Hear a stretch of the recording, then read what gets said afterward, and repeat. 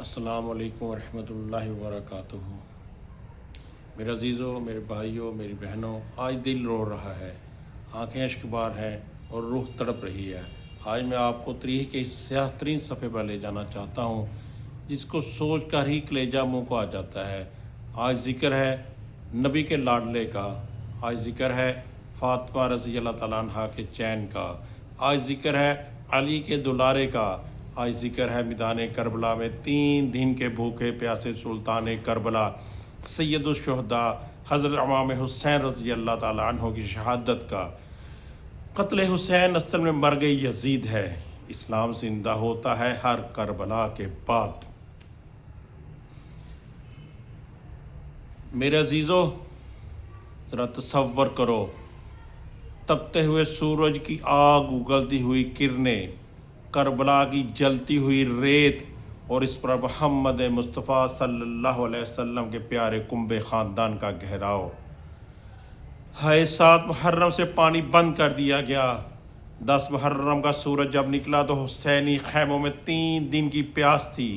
ادھر فرات کا پانی بہہ رہا تھا، پرندے بھی اپنی پیاس بجھا رہے تھے، جانور بھی سیراب ہو رہے تھے، یہاں تک کہ دشمن کے گھوڑے بھی پانی پی رہے تھے۔ لیکن اگر پابندی تھی تو محمد صلی اللہ علیہ وسلم کے نواسے پر 6 ماہ کے علی اصغر پیاس سے تڑپ رہے تھے، معصوم بچیاں العطش یعنی کہ پانی کی سسکیاں لے رہی تھیں، لیکن ان ظالموں کے دل پتھر ہو چکے تھے۔ لوگوں، کربلا کا وہ منظر یاد کر کے آج بھی پتھر دل انسان بھی رو پڑے، جب پانی کی ایک ایک بوند کے لیے بچے بلکنے لگے تو امام حسین رضی اللہ تعالیٰ عنہ نے اپنے 6 ماہ کے معصوم بچے علی اصغر کو ہاتھوں پر اٹھایا۔ بچے کے ہونٹ پیاس کی شدت سے سوکھ سفید ہو چکے تھے، وہ اپنی ننھی سی زبان بار بار ہونٹوں پر پھیر رہا تھا۔ امام حسین رضی اللہ تعالیٰ عنہ دشمنوں کے سامنے آئے، فرمایا، او یزیدیو، میری جنگ تم سے ہے، اس 6 ماہ کے معصوم نے تمہارا کیا بگاڑا ہے؟ اگر مجھے پانی نہیں دینا نہ دو، لیکن کم از کم اس بے زبان بچے کو 2 گھونٹ پانی پلا دو۔ ظالموں، تمہیں پانی دینا تو دور، حرملہ نامی اس بدبخترین انسان نے ایک تیر بھالے والا زہریلا تیر کمان سے نکالا اور اس 6 ماہ کے بچے کی طرف چھوڑ دیا۔ ہائے وہ تیر معصوم علی اصغر کی ننھی سی گردن کو چیرتا ہوا امام حسین رضی اللہ عنہ کے بازو میں جا لگا۔ بچہ باپ کی گود میں ایک بار تڑپا، مسکرایا اور دم توڑ دیا۔ ذرا سوچو اس باپ کے دل پر کیا گزری ہوگی۔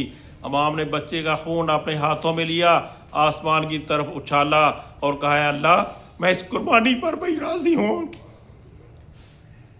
علی اصغر رخصت ہوئے۔ میرے عزیزو، حسینی قربانی یہی ختم نہیں ہوئی۔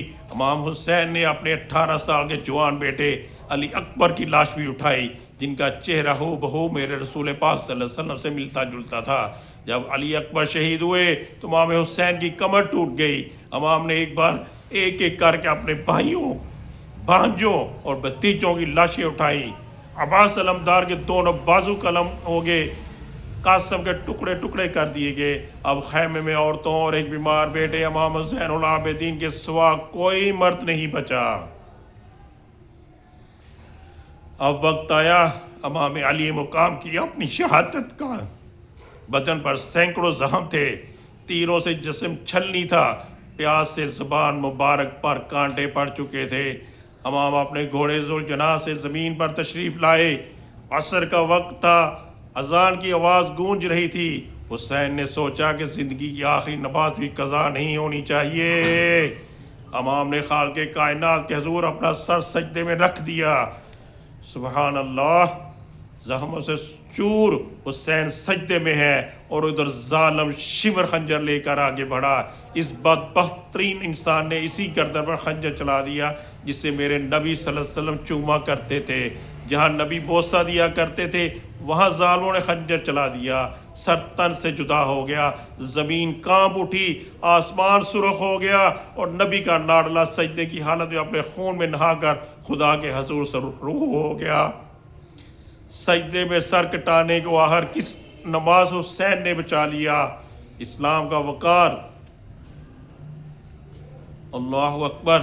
میرے عزیزو، حسین رضی اللہ تعالیٰ عنہ کٹ تو گئے لیکن جھکے نہیں، یزید تخت پر بیٹھ کر بھی ہار گیا اور حسین سر کٹا کر بھی قیامت تک کے لیے جیت گیا۔ یزید کا نام لینے والا کوئی نہیں، لیکن حسین کا نام دنیا کے ہر کونے میں ادب و احترام سے لیا جاتا ہے۔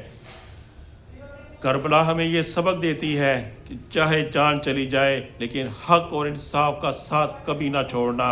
اے اللہ ہمیں اسوہ حسینی پر چلنے کی توفیق عطا فرما۔ وما علینا الا البلاغ۔ والسلام علیکم ورحمۃ اللہ وبرکاتہ۔